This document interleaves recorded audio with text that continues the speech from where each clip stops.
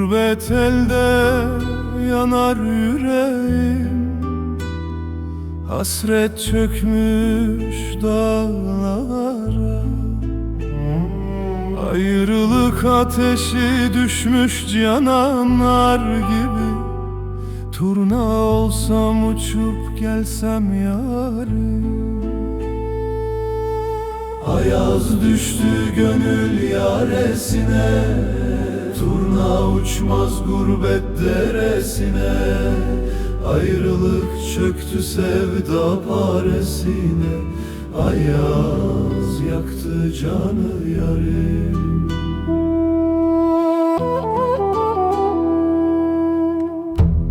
Aşk yolunda serden geçtim, gözlerimden hem gönlümde der.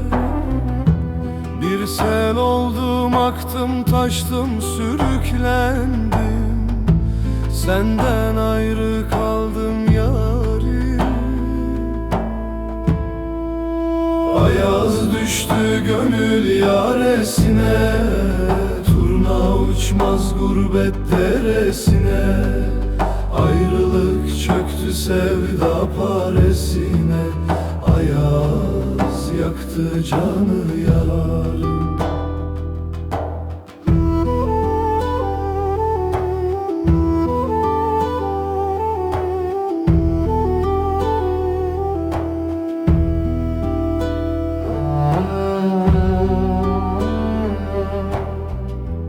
Eren amanlı, dumanlı, sıla uzah gönül yaralı.